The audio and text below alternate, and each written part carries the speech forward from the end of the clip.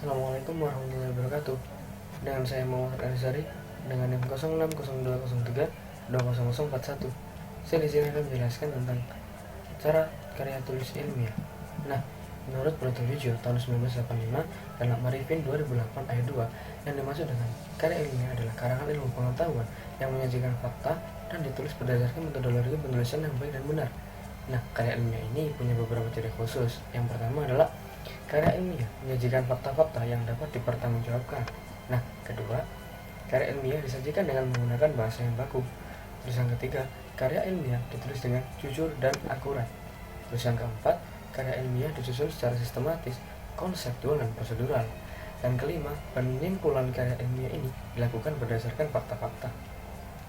Dalam menulis karya ilmiah, terdapat beberapa ketentuan mengenai spasi atau jarak baris penulisan. Yang pertama adalah spasi ini adalah 2 spasi, tapi ada beberapa perguruan yang menentukan jarak baris itu 1,5 spasi. Terus spasi ini untuk kutipan langsung, judul gambar, judul tabel, dan lain-lain adalah jaraknya 1 jarak spasi ke bawah. Sedangkan spasi untuk menulis daftar isi, daftar tabel, daftar gambar, dan daftar istilah adalah 1 spasi dengan jeda 1 baris untuk setiap bagiannya. Nah, ada lagi ukuran margin atau batas tepi. Ini pengetikan karya ilmiah secara umum itu menggunakan formasi 4433 atau 4 cm margin kiri, margin atas, serta 3 cm untuk margin kanan dan margin bawah. Tapi ada juga beberapa perguruan yang menerapkan ketentuan ukuran margin atau batas tepi pengetikan karya tulis ilmiah ini dengan formasi 4333 atau 4 cm untuk margin ke kiri dan atas, kanan, dan bawah. Penomoran halaman. Ada hal-hal yang perlu diperhatikan dalam penulis karya tulis ilmiah. Ini adalah ketentuan tata letaknya. Nah, angka Romawi kecil itu digunakan untuk penomoran halaman pada bagian awal karya ilmiah, seperti judulnya dan lain-lainnya. Terus kalau angka Arab itu digunakan untuk penomoran halaman setiap halaman.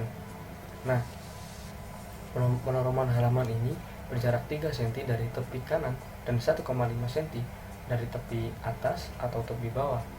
Nah, sekarang beralih ke bahasa dan penulisan dan penggunaan istilah. Bahasa yang digunakan dalam penulisan karya ilmiah adalah bahasa Indonesia yang mengacu dengan ejaan bahasa Indonesia yang mengacu pada Permendikbud nomor 50 tahun 2015 tentang pedoman umum ejaan bahasa Indonesia. Pedoman ini mencakup pedoman dalam pemakaian huruf, penulisan kata, pemakaian tanda baca, dan penulisan unsur serapan.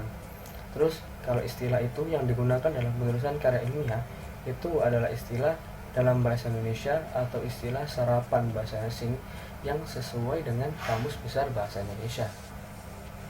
Nah, terus ada lagi penulisan daftar isi. Daftar isi ini ditulis dengan spasi tunggal.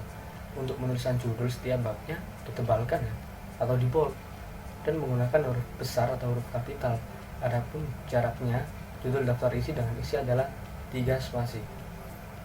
Nah, apa sih manfaatnya mempelajari ini? Nah, manfaat mempelajari teknik penulisan karya ilmiah itu yang pertama, kita dapat mengetahui dan memahami pengertian dari karya ilmiah itu pasti. Yang kedua, kita dapat mengetahui dan memahami ciri-cirinya karya tulis ilmiah.